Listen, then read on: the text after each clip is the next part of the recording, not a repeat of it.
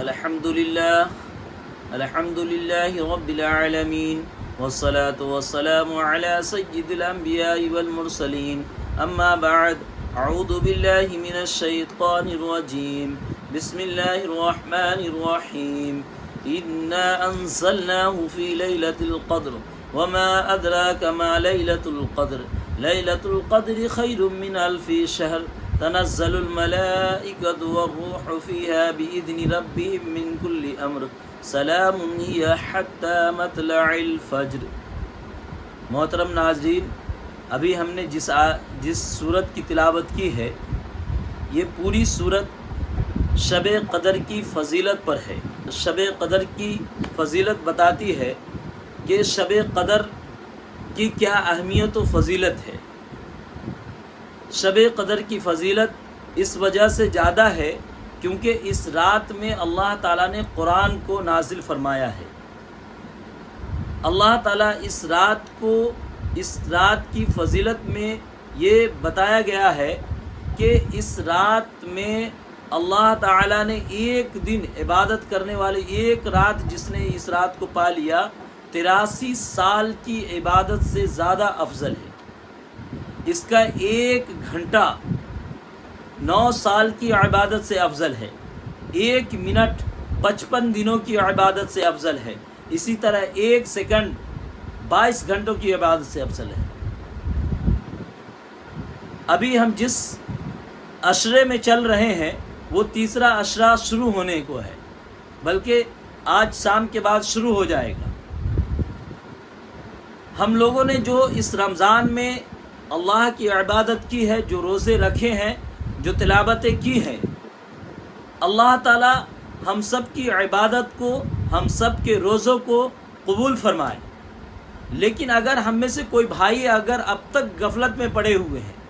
اور اب تک اس ماہ مبارک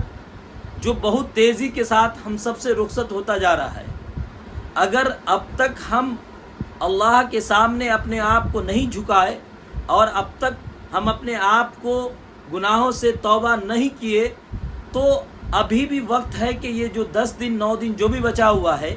ہم اس میں اللہ تعالیٰ سے رو کر کے، گر گرا کر کے اور اس رات میں عبادت کر کے اللہ تعالیٰ کو منا لے، اللہ تعالیٰ کو راضی کر لے،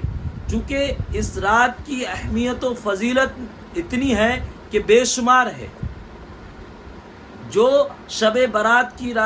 قدر کی رات میں جاگتا ہے اور اس رات میں عبادت کرتا ہے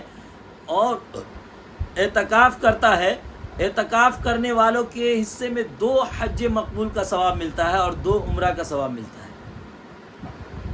بے پناہ فضیلت ہے، بے پناہ ثواب ہے۔ اس رات میں ہم سب کو چاہیے کہ زیادہ سے زیادہ ہونا تو یہ چاہیے کہ شب قدر کی تلاش میں ہم سب کو اعتکاف کرنا چاہیے۔ 10 دن کا سنت اعتکاف جو ہے، اگر وہ ہم نہیں کر سکتے، کسی بھی وجہ سے نہیں ہو پا رہا، تو کم سے کم جو 5 طاق راتیں ہیں، نمبر 1 21ویں رات، نمبر 2 23ویں رات، نمبر 3 25ویں رات، نمبر 4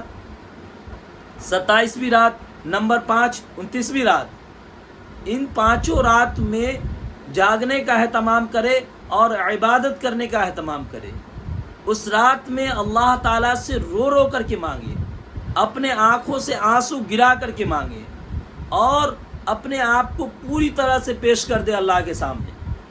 کہ اللہ تعالیٰ ہم سے جو بھی گناہیں ہوئی ہے، جو بھی خطائی ہوئی ہیں، جو بھی غلطیاں ہوئی ہیں، یا اللہ تعالیٰ معاف فرما اس ماہ مبارک اور اس رات کی فضیلت کی بدولت۔ اور یہ جو مہینہ ہم سب سے رخصت ہونے والا ہے، ہم اس میں اتنا رحمت برکت سمیٹ لے کہ یہ رحمت برکت پورے سال ہم کو سمیٹے رکھے۔ ہم دیکھتے ہیں کہ رمضان جیسے رخصت ہوتا ہے، رمضان کا مہینہ ختم ہوتا ہے، ویسے ہم سب اپنے گھروں کو پیک ہو جاتے ہیں، پھر مسجد کی طرف تاکتے نہیں، دیکھتے نہیں، جاتے نہیں۔ کون سی عبادت ہم رمضان میں کیے ہیں؟ ہم سب کو چاہیے کہ رمضان میں جس طرح سے ہم نے عبادت کی ہے، جس طرح سے گناہ سے اپنے آپ کو بچایا ہے، جس طرح سے جھوٹ سے اپنے آپ کو بچایا ہے، جس طرح سے غیبت سے اپنے آپ کو بچایا ہے، جس طرح سے چوری سے اپنے آپ کو بچایا ہے، ویسے ہی پورے سال ہم کوشش کریں کہ اللہ تعالیٰ سے ڈر کر کے ان ساری غلط چیزوں سے اپنے آپ کو بچائے۔ اگر ہماری زندگی رمضان کی طرح ہو جاتی ہے تو انشاءاللہ ہماری موت عید کی طرح ہوگی انشاءاللہ۔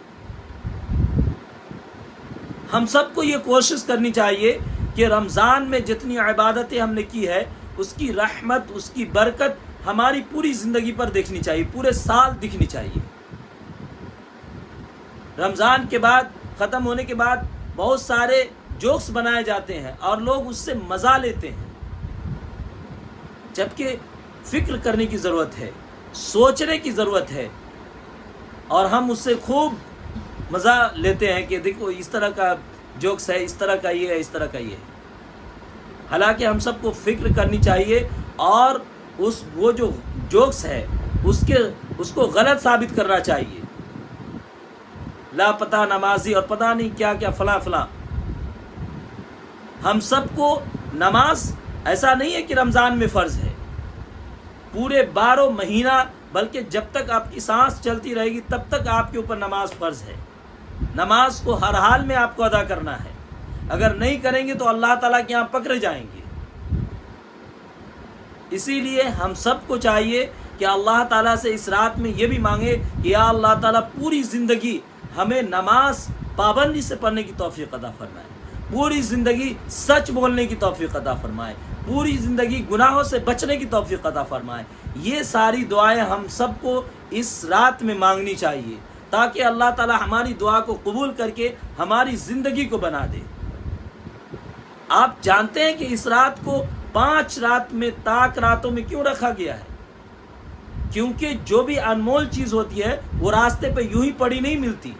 اس کو بہت چھپا کر کے رکھا جاتا ہے، اس کی بڑی اہمیت اور بڑی قدر ہوتی ہے، اسی لیے اس کو چھپا کر کے اور اس کو بہت حفاظت سے رکھی جاتی ہے۔ اسی لیے ہم سب کو تلاش کرنے کے لیے کہا گیا ہے کہ شب قدر کو تلاش کرے اور پھر اس میں عبادت کرے، اللہ سے مانگے۔ شب قدر کی ایک نہیں بے انتہا فضیلت ہے۔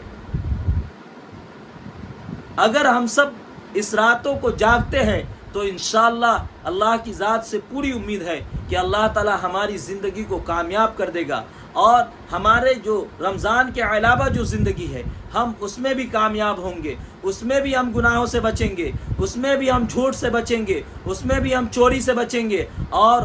اس عام دنوں میں بھی ہمارے نماز کی پابندی انشاءاللہ قائم رہے گی۔ دعا کرے اللہ تعالی ہم سب کو اور پوری امت مسلمہ کو شب قدر کی قدر کرنے کی توفیق عطا فرمائے، اس رات میں زیادہ سے زیادہ عبادت کرنے کی توفیق عطا فرمائے۔ اللہ تعالی ہم سب کی مغفرت فرمائے۔ وآخر دعوانا ان الحمد للہ رب العالمین۔